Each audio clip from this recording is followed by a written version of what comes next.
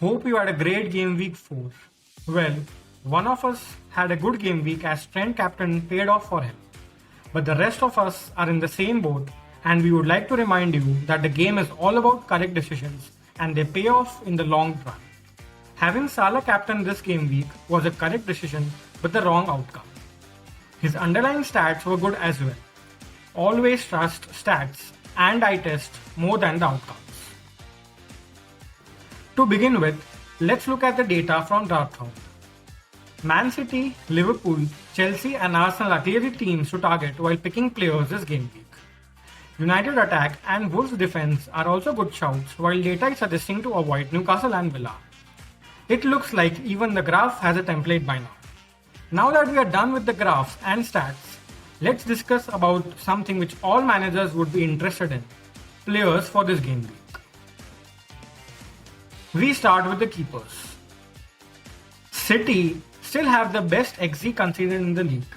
Palace scored 2 goals from an XG of just 0.11. We know the expectations are pretty high from City defense and hence the frustration, but we will back Ederson and City once again to get a clean sheet against Forest. Arsenal are in top 3 for XG conceded and have allowed the fewest shots from the box. Yes, this means that Ramsdale will get less save points this season, but getting clean sheets is equally important. He is now up against a struggling Villa team who can't find any form. Fulham away might be a tricky fixture for Brighton this game week. We sense it to be a one-man type game as Fulham attack quite well at home. If you're looking to bring in Sanchez, we would suggest you to wait for one more week before making that move. If it's Ward to Sanchez, then go ahead. It's not the right time to start Ward. Leicester have conceded 10 goals, which makes them the worst side defensively. A 10-man Chelsea side managed to get 2 goals against them and have now managed to get their best defender too. Now let's discuss about the defense. As mentioned earlier, we expect City defense to reward their managers soon. J-Lings showed some promise in that Nottingham side, but tackling City defense is a different task altogether. We will hence be giving Cancelo one more week in our teams. They say patience is key, and Trent finally rewarded the managers who were patient with him. He still ranks first among all defenders in terms of ICT, influence, creativity, and threat index, and XG involvement as well. As expected, Liverpool improved defensively after the loss against United and should continue their form. Wolves have been defending pretty well this season. They have changed their formation, but that hasn't affected their solidity a bit. They are 4th best in terms of XG conceded and have only allowed 4 goals so far. They now play a Bournemouth side and we are backing Eth-Nouri to do well. Another City wingback who has been on the chopping blocks for a lot is Walker. City conceded an XG of just 0.11 in the last game and now play a Nottingham side who created 0 big chances against Spurs. Hold on for Walker for one more week. Trippier plays against an informed Liverpool attack who must be high on confidence. They conceded 3 goals against City and might do the same again this week. There are better options available at 5 million range to look at amongst the defenders. Managers looking for a 4.5 million defender stay away from Henry and the Brentford defense for this week, at least as they play Palace away. Selhurst Park tends to be a very tough game for away teams and we feel Brentford will concede again. They have conceded in 3 out of 4 games. Now let's move on to the most exciting players of FPL, the midfielders. KDB is top in terms of creativity amongst all midfielders. He ranks first with 3 assists and created 5 big chances so far. KDB was one of the least rotated players last season and should start most games, although he can be subbed early. We back him to do well this game week. Manchester United have looked fairly decent in the last 2 games. They now play against a Leicester side who have conceded 10 goals already and look poor. 6 out of these 10 have been scored by a number 9 from a central position. We would hence back Rashford to do well. Gundogan was on the bench last week and is expected to start this one. He had 2 goals and 1 assist in 4 games played so far, and his positioning allows him to play as a second striker at times. While he is not rotation proof, but the wildcard due, we can take a punt on him. Eze has 14 points and 2 assists in his last 3 game weeks.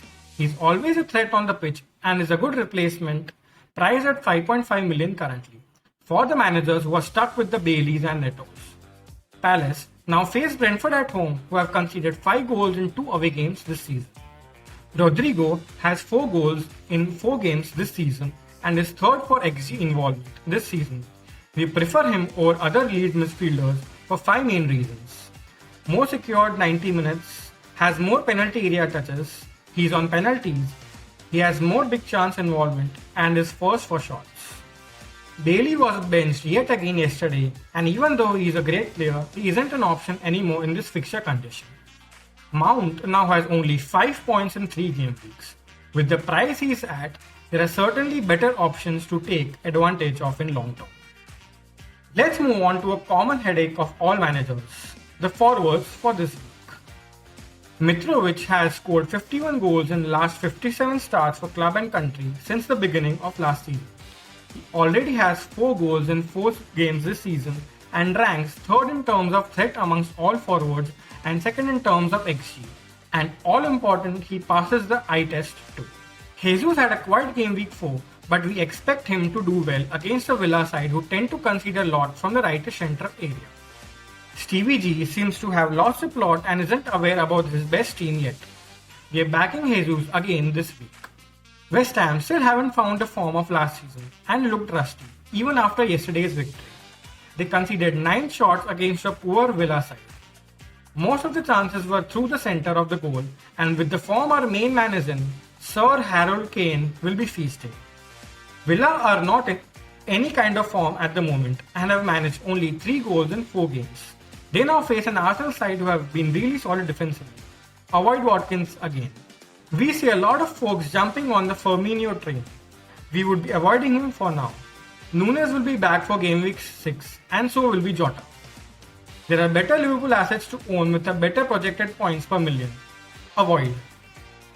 Captaincy is the most important and difficult decision for the managers. Here are the options we think are the best shouts for captaincy this week. KDB has an amazing Premier League record for Man City at home. He has 39 goals and 62 assists in 105 games played and provides an attacking return every 80 minutes. KDB is first in ICT index amongst all the midfielders and now plays a Nottingham side who have the worst XG conceded in the league. Time to back him again. Salah captaincy was the right decision last week but had a bad outcome. He had the underlying numbers and should have scored at least 2 goals.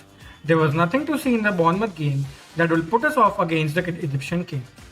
We back him to do well against Newcastle. Man City conceded 2 goals from an XG conceded of just 0.11 against Palace. They continue to show the best defensive stats in the league and now play a Nottingham side who have not shown anything positive so far. We think Cancelo can be a great captaincy option this week after a slow start. That's it from the boys for Game Week 5. We wish you all the luck for this week. Thank you and goodbye.